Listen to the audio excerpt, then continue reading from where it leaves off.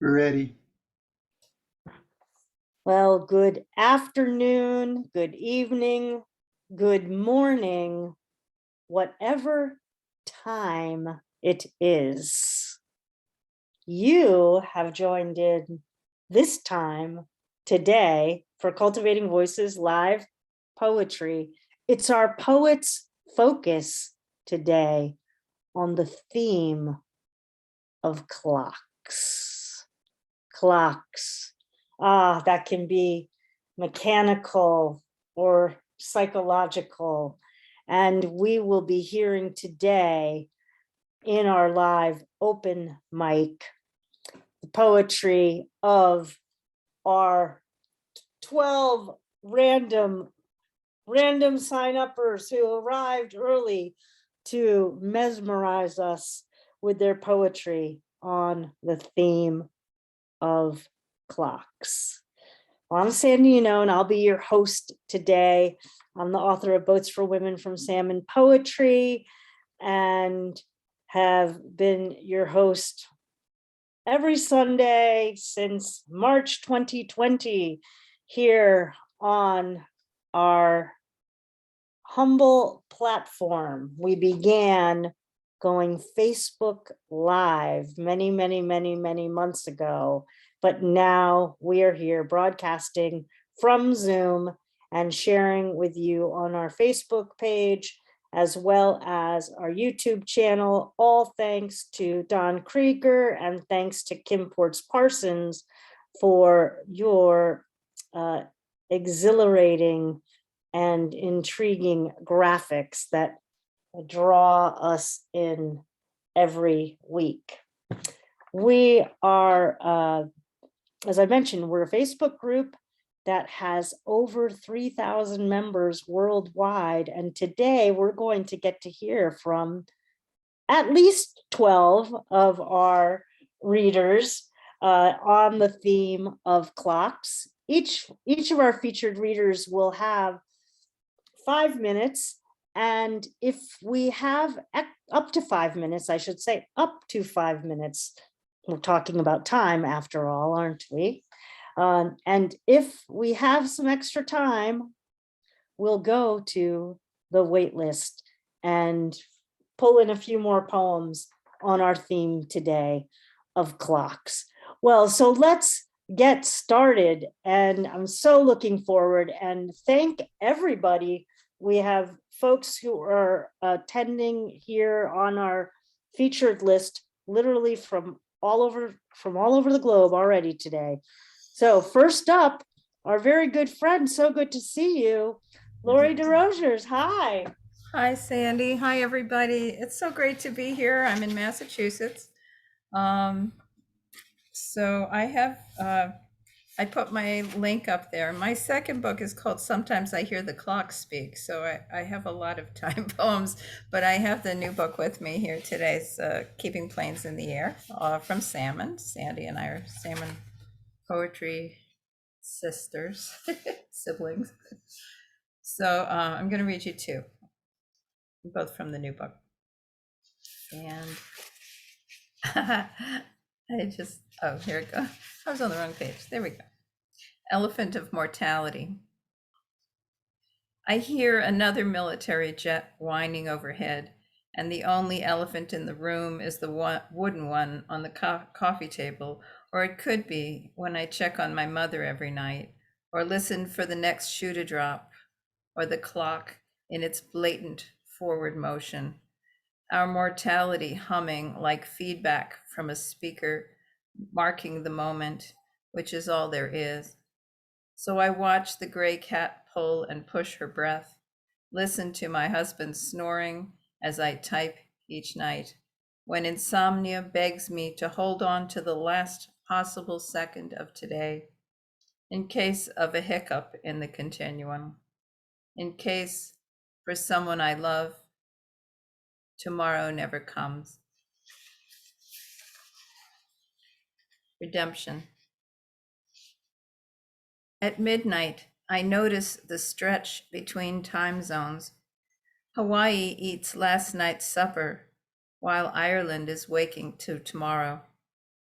We live unaware of the curvature of Earth, undaunted by atmospheric shift, unfazed by sunspots, tidal currents. Meteors pass, satellites hum, we sleep, unconcerned. We are a blip, someone once said, in the arc of history, and what we call history is only the human story. We look for evidence of ourselves in our world's soil, but before that, we're millions of years without us. After us is forever time, beyond even the concept of time.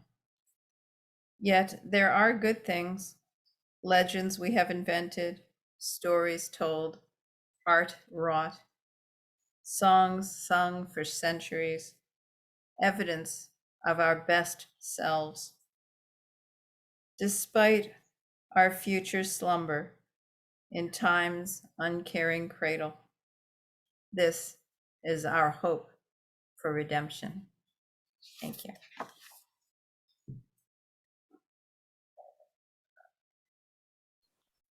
Wonderful work. Thank you so much for starting us off today, LoRe, on our Poets Focus theme of clocks. Also, LoRe's the editor of a couple really prominent, significant, necessary, urgent, needed journals. Feel free to post about them in the chat for our for folks here who may not know what else that you do in addition to sharing your fabulous poetry. Well, next I'm happy to welcome Marcia Karp. Well, thank you. Housekeeping. The keeping of this house has nothing to do with love. The window shades are drawn at dusk, rolled up again at dawn. The sheets are changed each Sunday night. Bread is baked each Sunday night. Sunday night, the lists are made, the money drawn on Monday. Each night, the bedroom door is shut against the prowling cat who's well behaved, except at dawn. The dishes from the day are washed each night. Friday morning, garbage goes, paper, tins, and glass each second Friday morning. Mornings, half a tin and water. Evenings, water, half a tin of cat food. Wash the tin and put it in the thumbtacked sink side bag. Pay bills the Thursday just when due. When drawing money Monday, move savings money into checking. Items on the lists are checked when done and X'd if not, then copied to a list of undone items. An item X'd for 2 weeks must get done, or no penalty has yet been found, which gets an item done. All day Wednesday, think of love, feel unloved each day at dusk. Saturday, wonder where time's flown, fly off the handle Tuesday on the bus. Brush the cat and take a bath Saturday or Wednesday. The rituals in this house have nothing to do with love. The toaster must be watched. The kitchen floor is swept each day. The windows washed each spring. Each spring others manage love. The rugs are vacuumed twice each month. The curtains washed by boiling. Thank you. Oh, beautiful. Thank you so much, Marcia Karp. Great to have you with us today. I'm looking forward to next time, of course. Next, we have Sylvia Clare, and I'm gonna also ask if folks feel comfortable, would you please share with us where you're joining us from as well? And a reminder, everyone, that you are listening to our live open mic today on the theme of clocks. Okay, well, I live on the Isle of Wight, which is a little island off the south coast of England. So the opposite end of the country from the Scottish people. And it's quite cold here, but not frosty. We don't get snow very often. In fact, if snow arrives, it doesn't stay very long. We may get it for 2 days if we're lucky. So all you snowy people, we're kind of jealous. Anyway, I've got a poem here. Where have I got it? Oh, here we go. I just lost it again. Where's it gone? Called Solitude at 5 a.m. The clock tells me it is 5 a.m. I often rise too early for the day to begin, a kind of benevolent insomnia, allowing me a space to flow without plan or intention. I may read, write, meditate. Sometimes the ocean offers me a soundtrack, crashing waves, gulls wheeling high above, powerful forces changing the shape on the cliffs, eroding and transporting in endless motion. In summer, I often venture barefoot outdoors to greet dawn's gentle hues and whispers, to converse with the insects and listen for the scratch of an early mouse out seeking breakfast. In autumn, I may wait the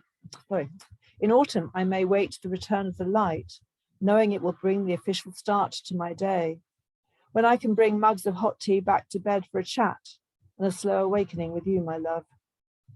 In spring, it is the waiting for the early dawn chorus to arrive, a measure of time passing, new life, growth surging up through earth, as life and love surge through my weary but eager veins. In winter, it mellows, the sleep times extending. I know I will return to sleep before dawn arrives and awaken as if I never prowled the house in solitude for those 1 or 2 hours of insomnia, most nights.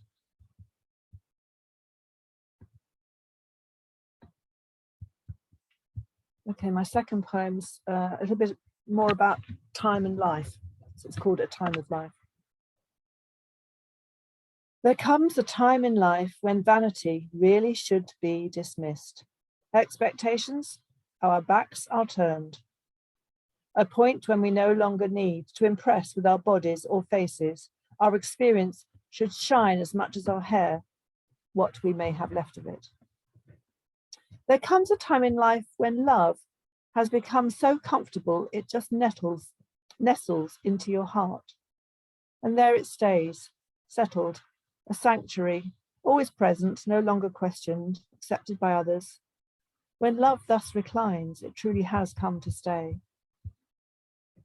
There comes a time in life when death's proximity becomes tangible, the eternal sleep just waiting for us to sink into its long, skinny arms that hold with tender embrace. That place, we cannot escape its presence, makes every moment more than precious. That's me done. Thank you so much, Sylvia. Great to have you with us. And I know where we're heading to next, but I will let the poet tell you, because our next poet has been with us many, many, many weeks. And that is our dear Kate Wegrzyn. Hello, welcome. Know this. It's so wonderful to be here. And this is a story that is of my life, and it comes with some ekphrastic picture. So I will show one picture, and the title of my poem is The Clock. Meet me under the clock at the Biltmore. Here is the clock. When you come to meet me under the clock at the Biltmore, wear your modest clothing. That would be a sign that it was the wife coming in to meet her husband. In my family, many stories have been told, but as I accumulate them, I am overwhelmed with the goodness that we all carry. F. Scott Fitzgerald and Zelda kicked out the jazz era when they got married April 1st, 1921 at the Plaza Hotel on Fifth Avenue, and Zelda took a dip in the fountain, and they went to the Biltmore. This clock ticks, ticks, 1920s. Oh, they were amazing. Scott, intimate, caring, and frank. Zelda, poetic, full of metaphor. The sky over the lake closes like a gray oyster shell. Off they went, but we know that there was a wonderful skit, 1923 at the Waldorf Astoria, talking about Meet Me Under the Clock. 1950s, fast forward, the clock ticks, ticks, ticks. Many men of my family worked in the city.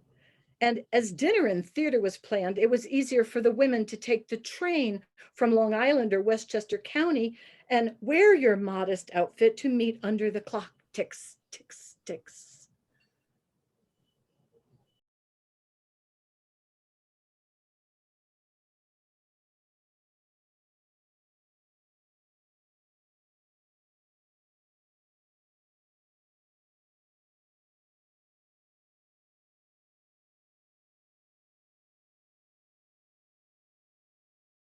How we meet under the clock. There we were. And now we're off to lunch. Lunch? Where? Up on the mezzanine. It's the Squadron A Club. The Squadron A Club? What's going to be there? You'll see. There we were on the mezzanine, the Squadron A Club. An early divorce separated the 10 Clare men. Here I was sitting down with my wonderful uncle who taught me so much. And he was telling me that the Troop A of the Squadron A Club were the volunteer horse cavalry during the Spanish War. And we're going to have lunch and there'll be some surprises for you. As I entered, they came one by one, my great uncles I'd never met. Oh, dear, beautiful, dear Kathy, you look so much like your mother, Mimi. At first, when you came in, we thought it was you. I am overwhelmed because then the clock ticked and ticked quicker in the 1980s. And suddenly, how was I, as I built a bridge, connected to meet my first love? I ran away from him 10 years earlier. How was I there with him? How did we get into a cab to the Biltmore to spend the night? Oh, that's all how love lives. And then we run away again. But as we exited the Biltmore that morning, the bellman said, "A bag, ma'am?" "No, no bag." Oh, so this was to define my character? I was courageous and brave. And the bellman said, "Ma'am, I'll put you in 2 separate cabs, but you need to know you're the last to leave the Biltmore. It will be demolished today, August 14th, 1981. As was demolished my perpetual error to allow someone to abuse me. I am free. Yay. Thank you very much. Thank you, Kate. The clock ticks, ticks, ticks, and ticked and ticked as we met under the clock at the Biltmore. Oh my gosh. Well, you're certainly meets the criteria of our focus today. It's our poet's focus on the theme of clocks. Where will that mercurial dial take us next? We go to Meg Kearney to find out. Welcome.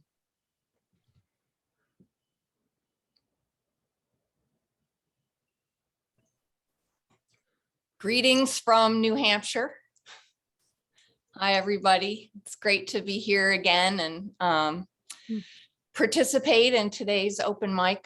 I've been enjoying the poem so far and looking forward to hearing the rest. I'm only going to be about a minute and a half, so that I hope will leave some time for some people on the wait list. I'm just going to read one poem from my book that came out earlier this year, All Morning the Crows. And the book is the name of a bird, but the poems aren't really about birds, as you'll see. So this is going to be cuckoo, as in the clock. This poem gave me a chance actually to use a word I've never used in a poem before, and that's viridian, you know, that like blue-green color, which I love the name viridian, the word viridian, and it just, the sound was perfect along with just the meaning. And the woman in this poem is fictional, although I will say I was thinking of my mom, who was a widow for 20 years before she died in 2010. So, cuckoo on a golden anniversary. Each time the viridian bird emerges through the front door of the little house, the shutters fly open and all the couples inside twirl in their dirndl dresses, lederhosen, and alpine feathered hats, first this way, then that.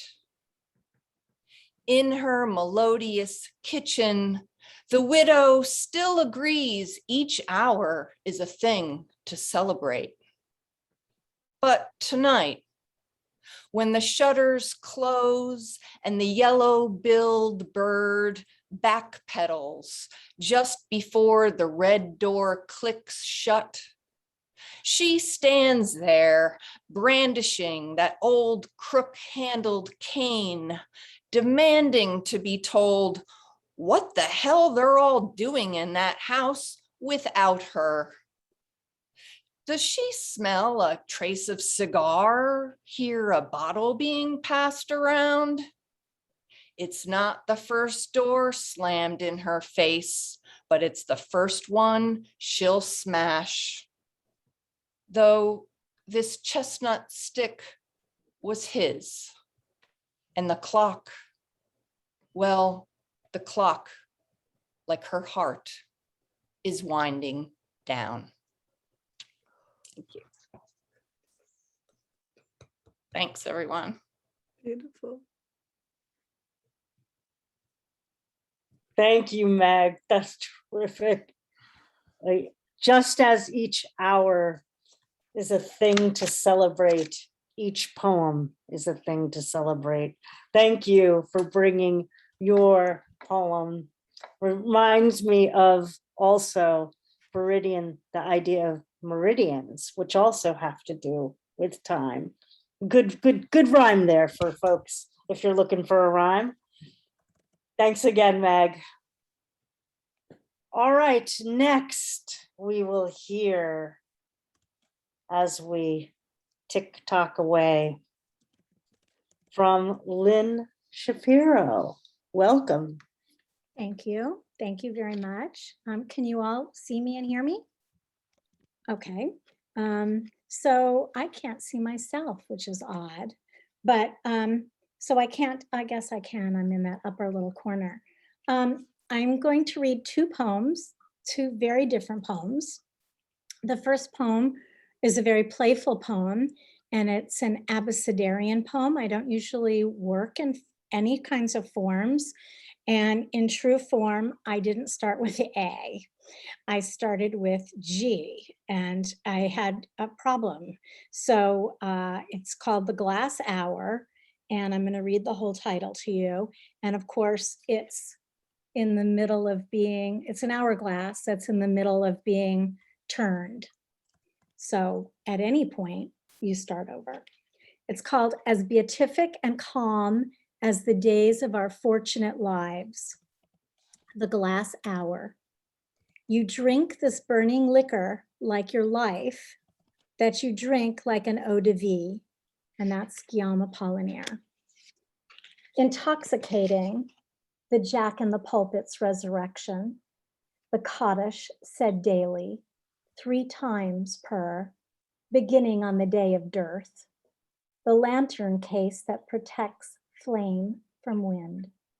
My lateral line, my magnetic compass, align me with the poles, prepare me to cascade into the nearest whatever, all risks worth taking. Useless as a turtle, till righted, I see time running out. Soon the Quisling grain will switch sides. The tally-ho of the triumphal crossing, the hour's destiny held in balance. Is this over here? Is that over there? But for a moment. No Valentine to versatility. The sand veers in one direction, down.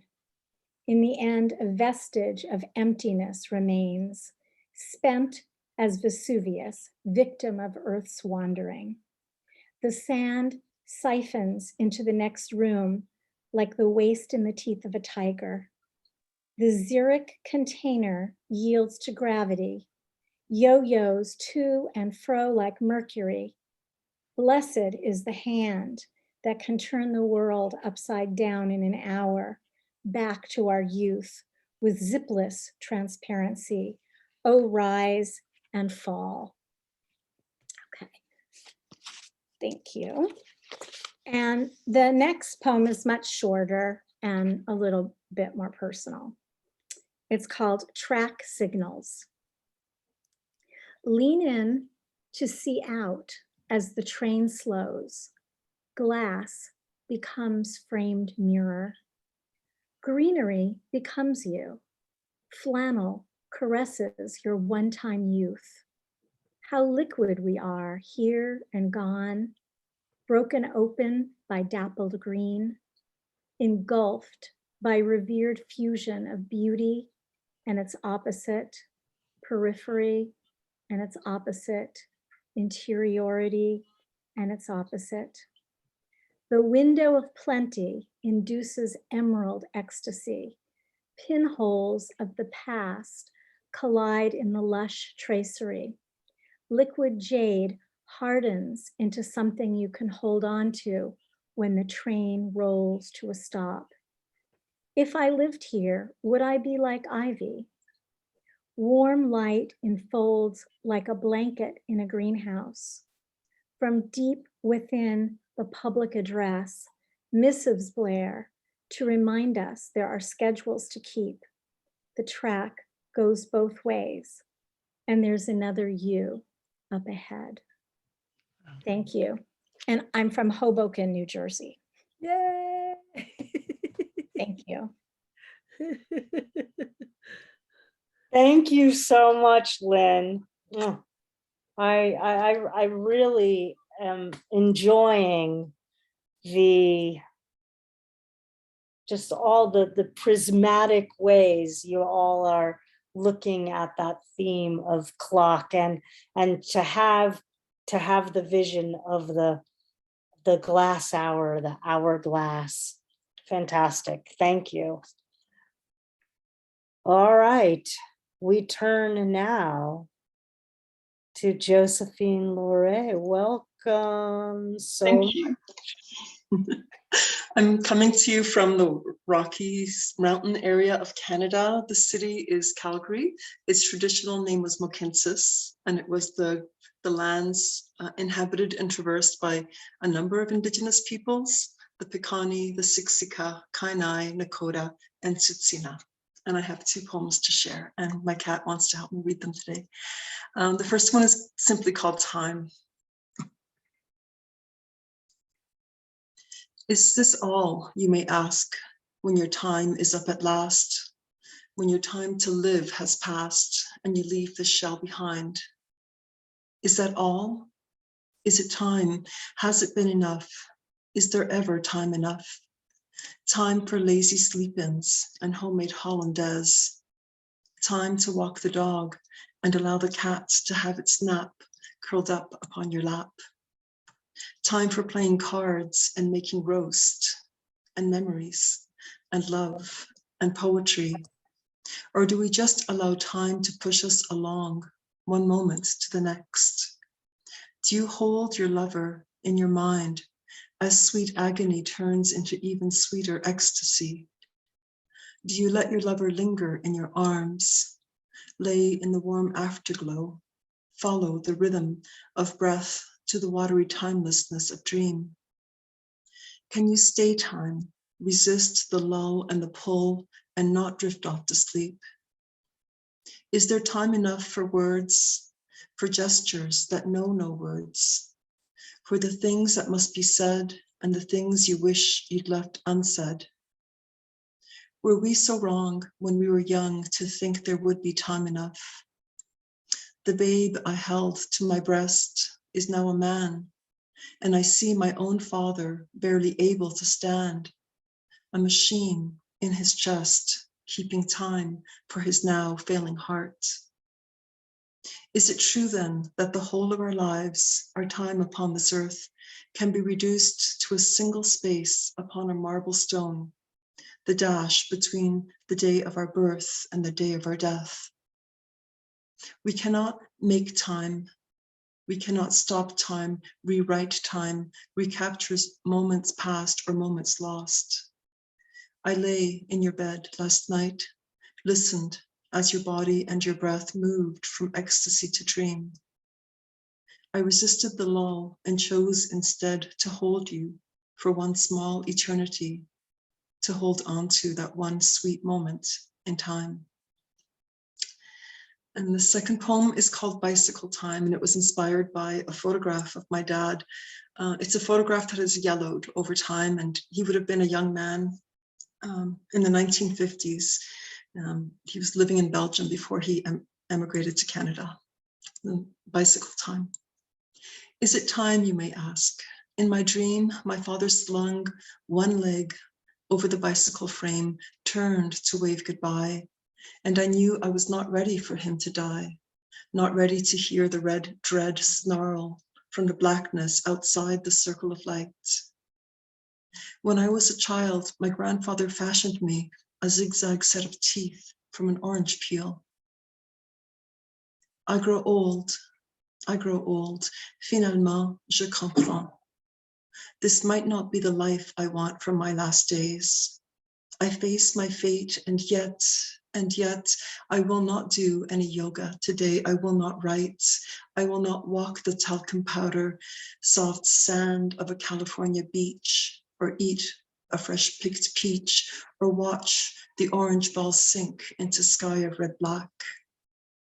I will shower, eat my toast, try to silence the beast in its mangy coat with blood-stained yellowed teeth, who stands waiting outside the orange glow of light, of life, and beseech him to grant me more time. Thank you very much.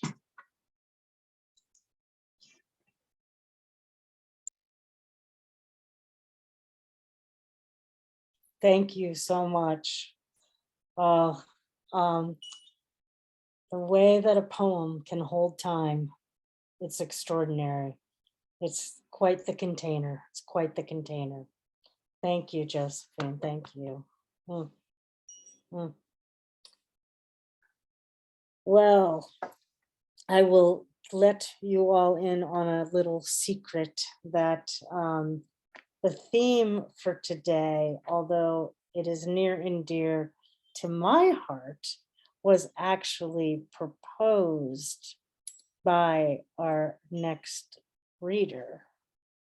So I'm very eager to hear what Kim Ports Parsons has to illuminate on this theme of clocks. Thank you, Kim. And thanks for the graphics of time. Thank you, Sandy. Yeah, time, right? It's an endlessly fascinating theme. I could stay in the imagery that I've been listening to for a long time very happily. My poem is sadder, harder, a little scarier. It's about wanting to turn back time to erase terrible things that happen. It's called The Guns of His Eyes. The Guns of His Eyes. Send the boy back up the highway. Send him back across the state line. Walk him to his door. Turn his television off. Tick him back years, then tuck him in with gentle stories. Never teach him the world is his to race. That a man is a man when he lords it over, when he Daniel Boones it down any street. Teach him no mother would be proud of a son who murders.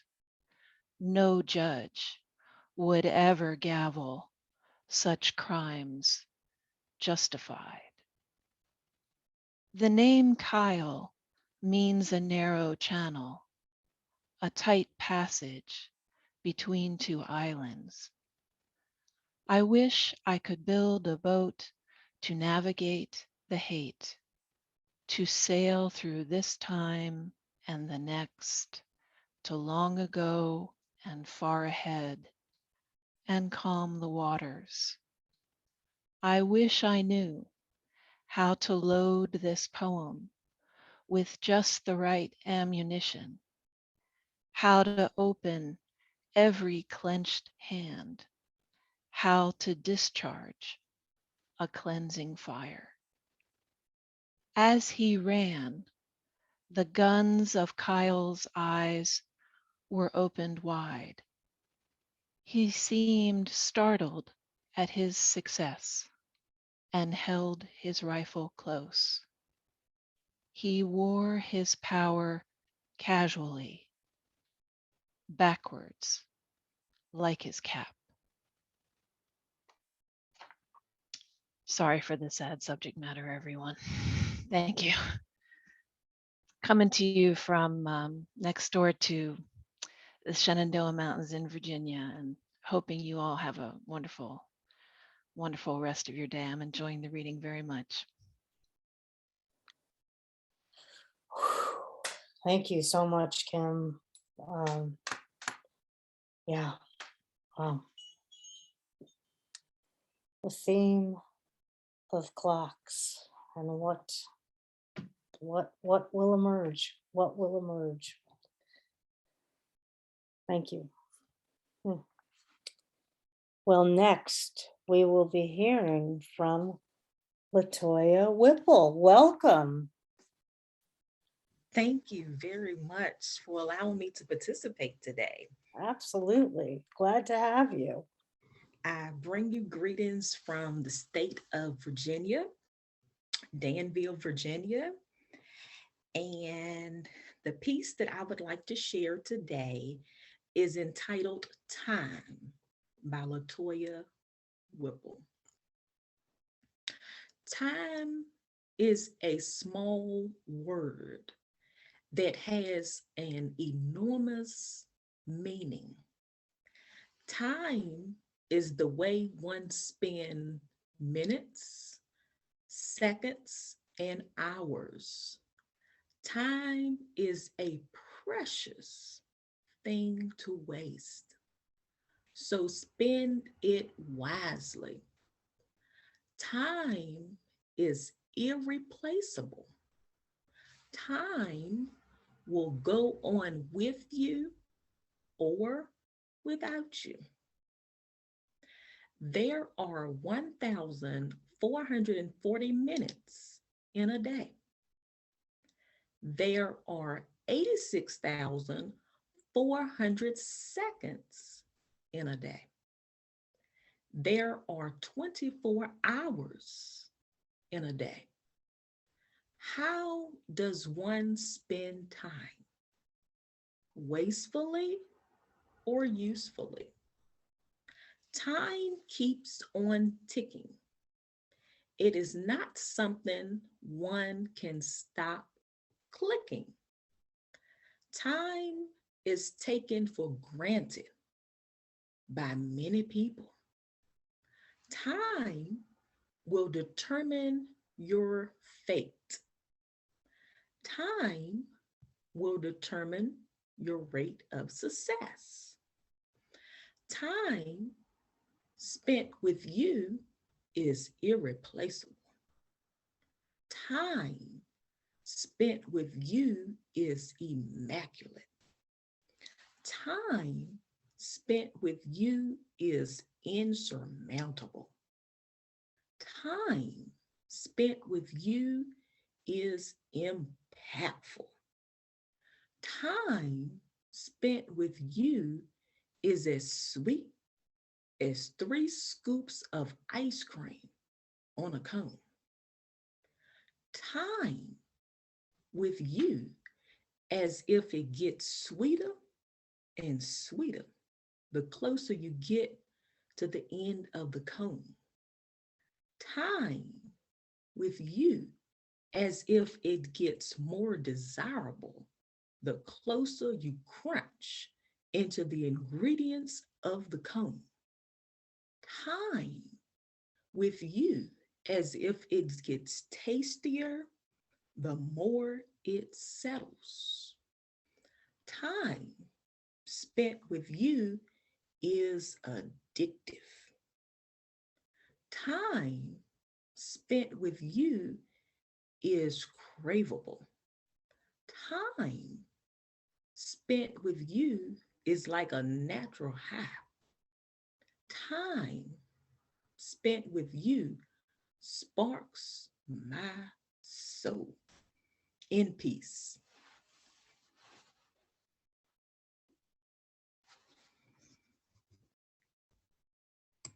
Whoa. Time spent with you is immeasurable, and I love immaculate. Immaculate. Thank you, LaToiya. Thank you for that meditation of time. Thank you. Seeing through the cone. I could see the ripples on that. I don't know what kind of cone it was, but I felt like it was the sugar cone. I could see the ridges on that sugar cone. Amazing. Thank you so much. Thanks a lot. All right. We move through time to our next reader, whom we've heard from never enough times. And we get to hear one more time today. Martina McGowan. Thank you, Sandy. Thanks, Thank you. everyone. Coming from Indianapolis, trying to think about where I was. First is Lost in Time. You, drifting in second gear, though sometimes you move so quickly I cannot follow. Sometimes you know who you are, who I am, but not always, not today. I search my own memories for the name you call me today that is not my own. Probing the time and dimension where you currently find yourself, I try to calm your distress, our distress. Often I cannot retrieve the answers quickly, and I am sure we are somehow on the same walkabout, the same journey into oblivion. Mysteriously, the gears shift, flopping back into the present, and this makes you sad. You know you have missed a beat, lost your place in our dance. How I wish I could hold your hand and pull you forward or backward, so that we could travel the same frequency more often, and to weave some passage and find my way into the elasticity and Velcro that now holds your mind hostage. To mind the metrics in the flow of time for you, but maybe I do not wish to know the future so well. Perhaps the same demon stalks my path, and I will know when the time is ripe. or possibly I will not know at all, lost in time, waiting for my guide to take my hand, or just waiting. This next one is it's called Before. It's an ongoing Book of Hours project.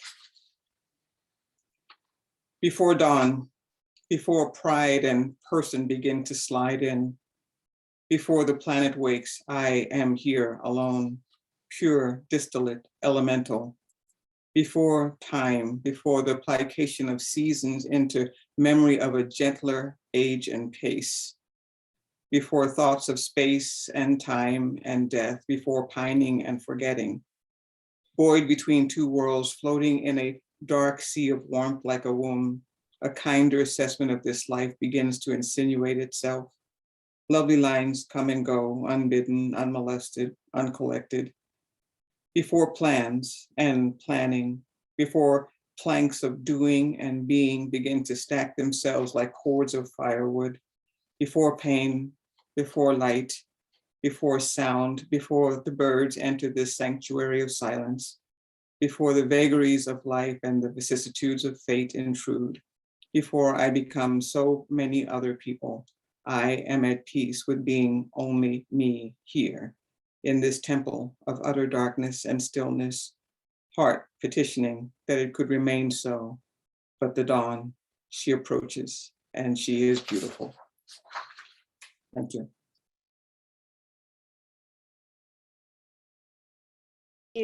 Thank you so much, Martina.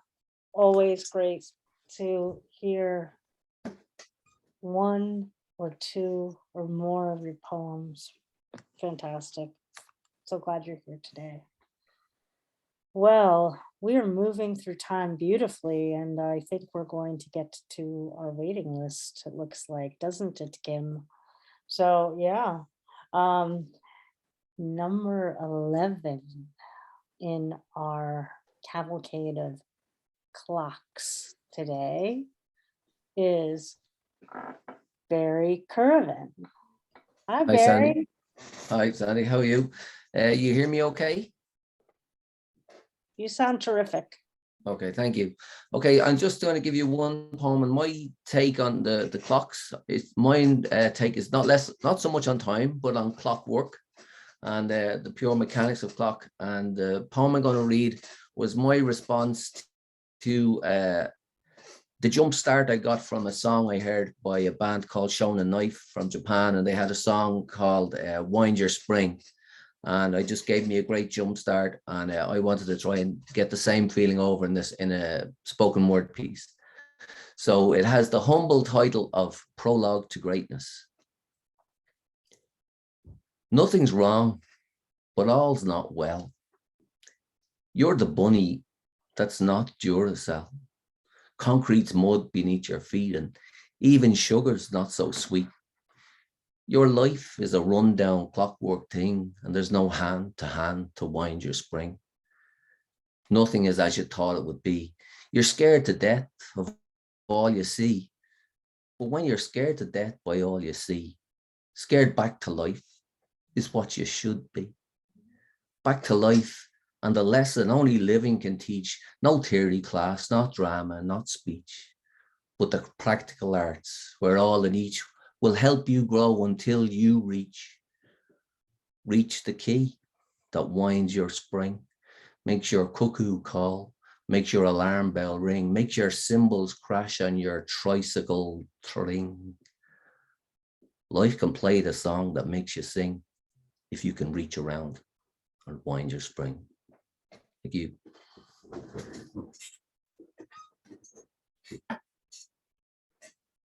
Thank you so much, Barry. Oh, yeah, I love the idea of the clockwork. Oh, fantastic. Well, next we will hear our final feature, and then we will definitely get to some of our poets on the wait list. I might even get to throw a poem into the mix today. So next we'll hear from Isaac Cohen. Welcome. Yeah, thank you. Thank you, Sandy. Thank you, Kim. Thank you, Don. Happy Hanukkah and happy Christmas to all my friends in the world.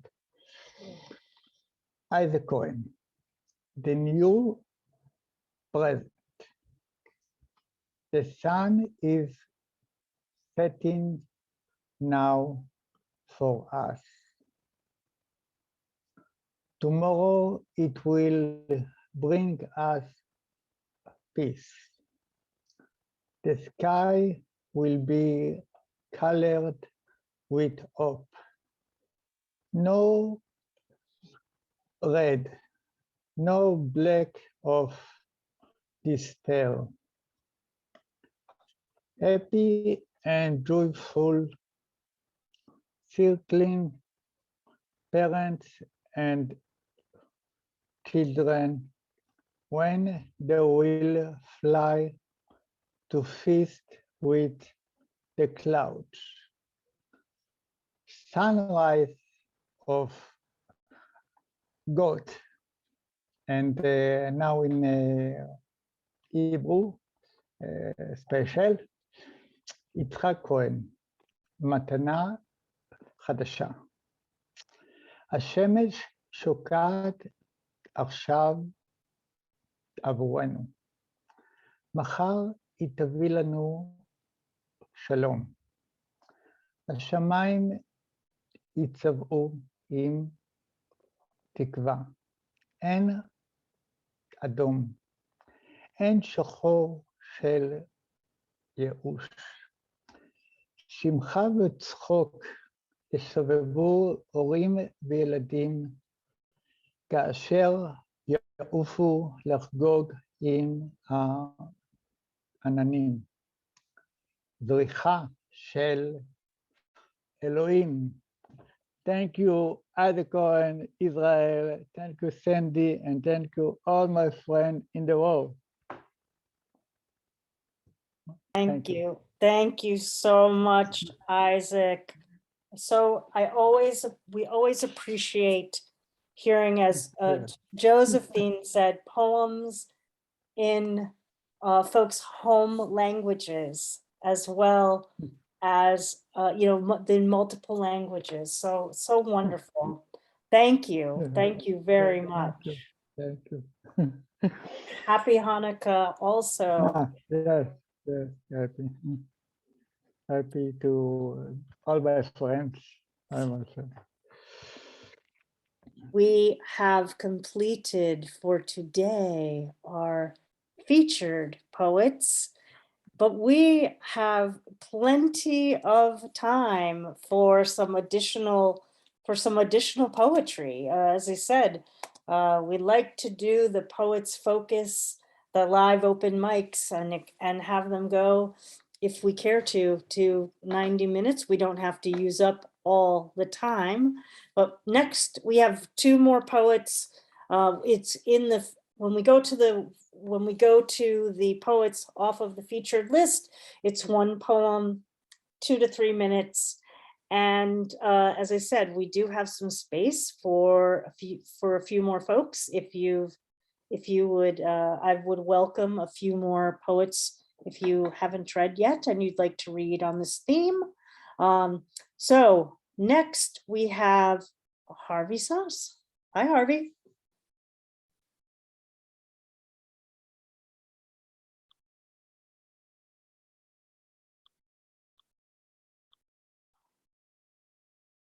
Oh, okay. Can you hear me now? Okay, fine. I was just working on a poem literally as I was sitting here called National Watch and Clock Museum. If I got a moment, I'll do the prior version of this, one of the first things that I wrote. This one is, I suppose, peripherally thematic in the sense that it does relate to end of days. So, end of time, timelessness, whichever it's called. High tea at 4 as the apocalypse draws near. Whether we make it to 4 or 1 is a matter of debate. We'll sit there drinking tea, reading tea leaves, you and I. Yours will be a lapsang souchong or a complex pu'er, smelling of morning mist and not quite the end of the world. Mine will be a more gentle green with peaceful notes of sights unseen, the Taj Mahal, Kathmandu, Paris, as viewed from the observation deck of the Eiffel Tower. Or perhaps one of those 4 famous oolongs Wu Yi mountainsides are known for.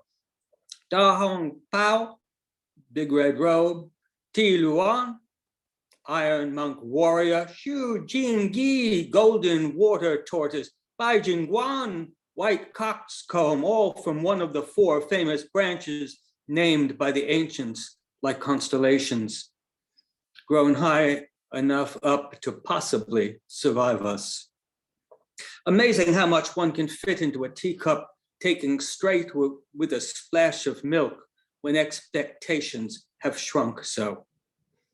We will, I surmise, share a plate of those little tea cookies, expensive, but what the hell, what else are we going to do with our unused traveler's checks? Ours will be a corner table, ceiling, high windows, buying us a panorama of tea enthusiasts clinging to ice flows, Arctic and Antarctic, turning deep sea trenches into pitchers of unsweetened iced tea. Not having packed anything much to go, there being no point to it with oblivion knocking on the door, we will stuff our faces with cookies, unburden ourselves of secrets, play footsie under the table, our socks furred from static electricity, having left our shoes on the doormat in keeping with tea house decorum. A few boats will still rock resistance at the wharf like melting ice cubes before dragging their captains under, following some code of conduct till the end. You will say you love me, I will say I love you over and over again until sun and moon, not giving us the usual 30 days notice, unload some of those frequent flyer light years comped through millennia of flying. Hello, goodbye, to book the next available flight out of the Milky Way, too ashamed to look on at the mess we've made. They are stillborn and still being born sons and daughters, one small step, no giant leap. Apparently not even potty trained, global warming having steeped the continents to a muddy brown. Auf Wiedersehen. Hokusai prints of a rough sea hung on the walls will complement our longings too long unexpressed nicely. The hostess, ever so polite, will maintain the painted queer mask of a geisha, apologizing for any slight tremor in her hand as she serves us, offering complimentary spoonfuls of jasmine pearls to cleanse the palate, if not the conscience. Sharing as she bends towards us with more hot water, the last of the first blush tea leaves, some perfume neither of us can identify, with just a hint wafting out from under her kimono of the menstrual flow of catastrophe. Thank you. Thank you so much, Harvey. As Josephine wrote in the chat, an epic reading. Thank you. All right, folks, we have, I think we've completed our list for today. So I will let you know that Scott Norman Rosenthal will be reading next, and then it will be Janet MacFayden. Welcome, Scott. Thank you. I just wrote this. It's not finished, of course. I had no poem about clocks. Remembering future, past, present, illusory, inescapable. Nation, quote, nation follows nation, unquote. Regret leads us out of life into time. The world builds time, the edifice, the vast edifice which stands. It's not finished.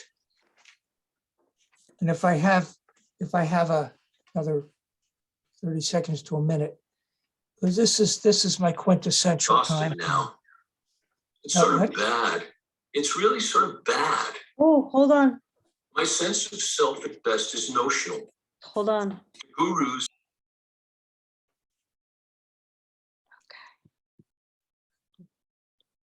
Not sure what happened there, folks, but go ahead, Scott. Verses in Chinese style for our friends at the Poetry Festival, autumn 1990.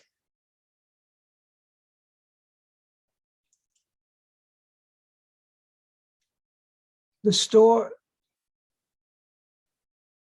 song we sing is history. The struggling we do is history. Look, after the bombs, rain.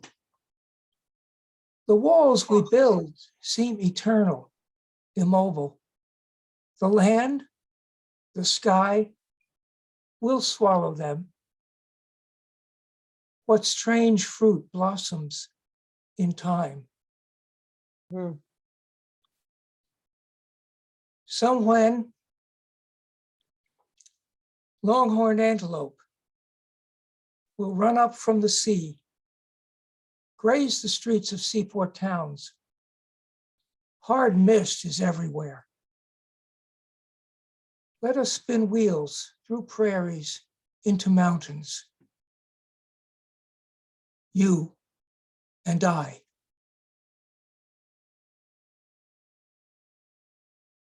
We struggle with demons. We wrestle with angels.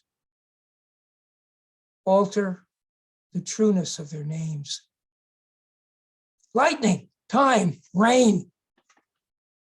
In the cities, Luciferian chanting.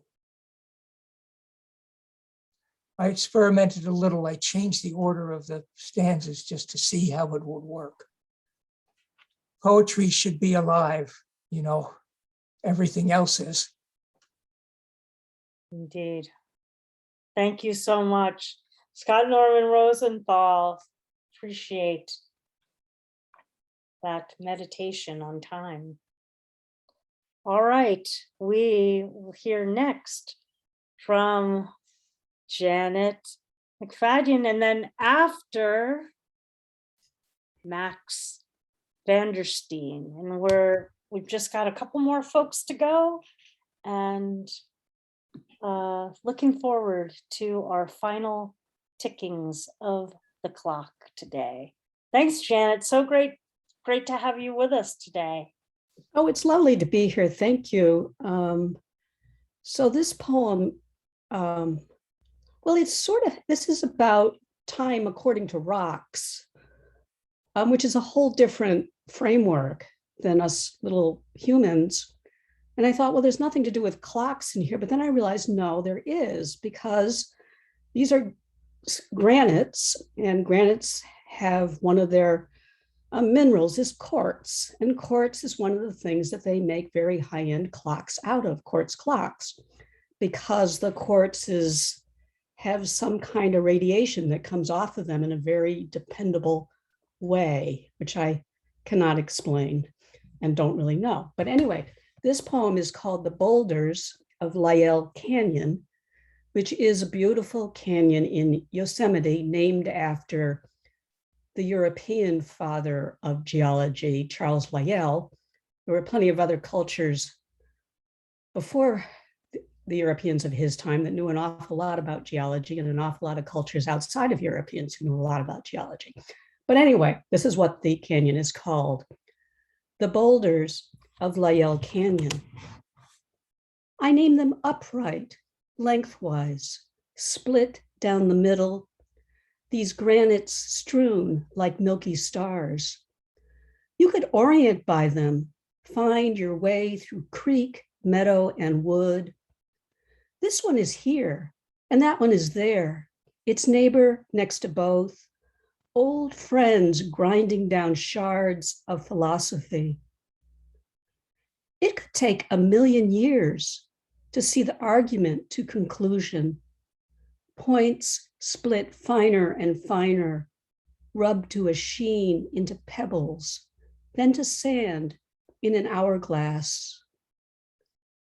They record the course of floods, huddle together beneath parent slopes where they were wrenched and scraped by glaciers, shaped and molded by teachers of ice, which explains their patience and hardness, having been milled so interminably slowly to an exacting rule. Now they languish, sun seeping into feldspars and micas, into the quartzes, until they quiver with pure excitation in heat and cold, wind and stillness, through minutes and millennia, and still radiate impassiveness. Thank you. Got to talk to those stones. Minutes and millennia, minutes through millennia. Fantastic. I'm so glad that we got to spend some geological time with you today, Janet. Thank you. And thanks for bringing the geologic. All right, next we will hear from Max Vandersteen. Welcome. Thank you, Sandy. Kind of a nice treat to have a chance to read today. It's been a pleasure to listen to so many great poets. I didn't think we'd fit more in, but I'm really happy to have this chance to share this poem. It's called Life in a Day. Start with dawn.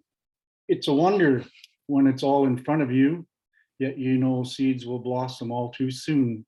No need to combat the harvest moon, nor contest the ephemeral cycle, each day spawned by the living, giving sun, radiant beacon animating everyone, dawning young and promising the summit as impetus of life and stimulus for production, provoker of hope and source of transduction, and prospect of limitless light and time, nor with limits foreseeable on the horizon to size, shape, or height of mortal vision. Morning, onward in time of the day and all deeds, revival and glory prompt to the rise as upward the orb ascends the skies, to the trust and goals of hearts and souls incline in accord to raise their stature as crops and corbs appear and then mature, yet determined still on the slant of the world and influence of their inherited terrain. Aspirants themselves may great altitudes attain, comparable in illusory accomplishment, paralleling the path to the acme of the sun and peaking at the noon of a day half done. Afternoon, like a solstice in time of the solar day, when acts are not, but shadows are hidden, turning back or forward motion seems forbidden. An elan so alive through the drive to vertex settles slow with the sun, yet still nourishing fertile minds whose daydreams are flourishing, perhaps the daily reaping preparing, or enlightened by the rays to cherish moments of warmth ere the day does perish, but dipping with the diminishing arc in heat and strength and intensity to illuminate their true identity. Dusk, the circling clock nears a revolution, ere the aura of sunlight does recede, powering down drive, desire, and the need to succeed, as earthbound the spirit and declining star, while realizing only daily divination, approach their ultimate destination. Fugacious day eclipsed and foreshadowed in a convergence of worlds beckoning, a controlled collision, dark in reckoning. As spectrum of day fades and shades of nova, spent, bent, and blurred by the disappearing sphere, review is sequenced through a prismatic tear. Twilight, it's no wonder when it's all behind you, and you know new seeds will grow tomorrow. No need to reflect in moonstruck sorrow or repel the sun's recurring cycle. Each new day rekindled eternally, each day's rays refracted temporarily, till again universally extinguished and obscured in failing resolution to end the heliocentric revolution in a piece of lunar enlightenment and nocturnal encouragement of the rest beyond the vivid, vibrant daily quest. Thank you.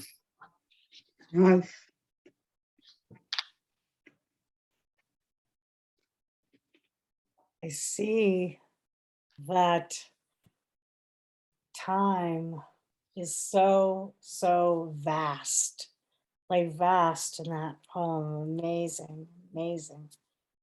All the places we get to go today through this time with poetry. All right, I am going to ask Don Krieger to share with us next. And then I believe I will share a last poem with you all. And then we will move on through time for the rest of our day.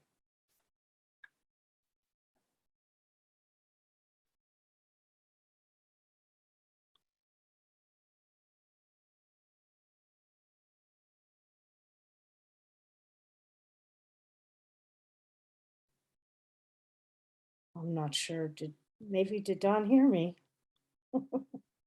Don Krieger.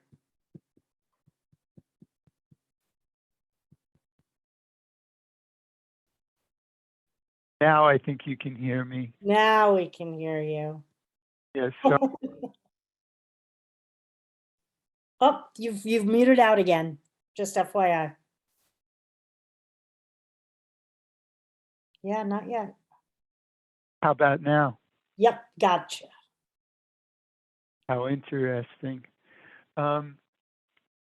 Anyway, I got inspired to read this one by LaToiya's use of the word immaculate.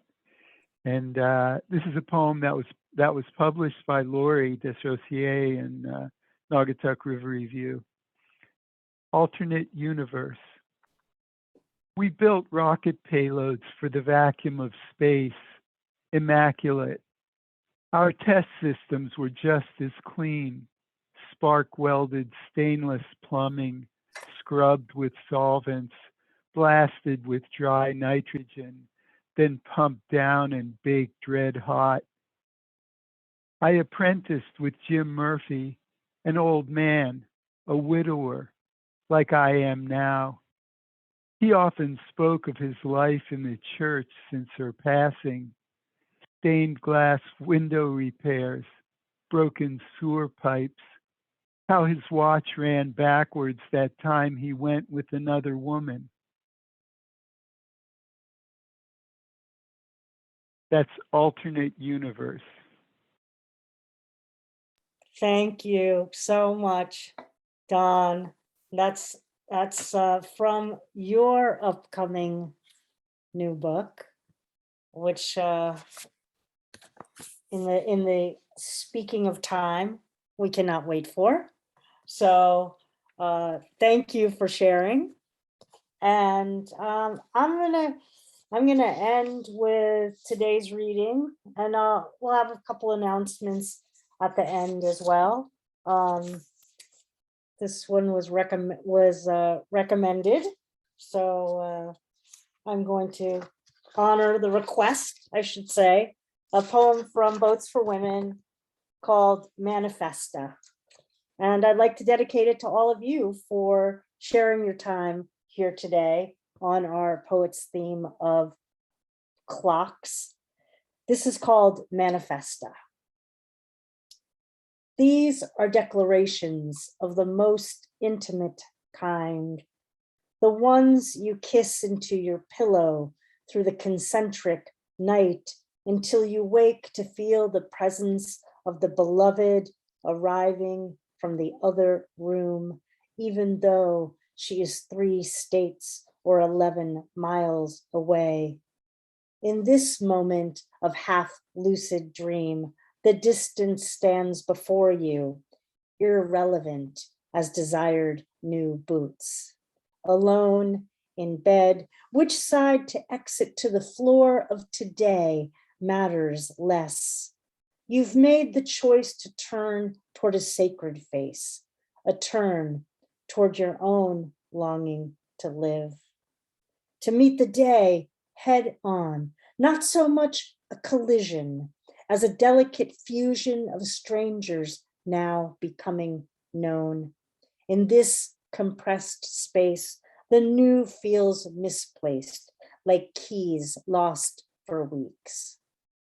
Beloveds, beloveds, punch your time cards, your optimism tickets with restless tears to clock the moment you tattoo your present name to your forehead, a reminder that you'll look in the mirror with wonder each morning.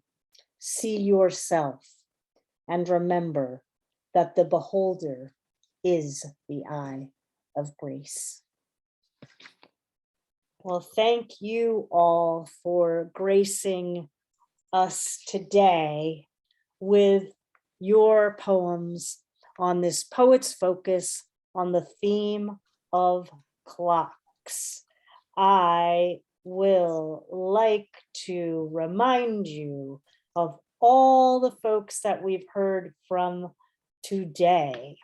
We started the hour with LaToiya Desrosiers, Marcia Karp, Sylvia Clare, Kate Wegrzyn, Meg Kearney, Lynne Shapiro, Josephine LoRe, Kim Ports Parsons, LaToiya Whipple, Martina McGowan, Barry Currivan, Isaac Cohen, Harvey Soss, Scott Norman Rosenthal, Janet MacFayden, Max Vandersteen,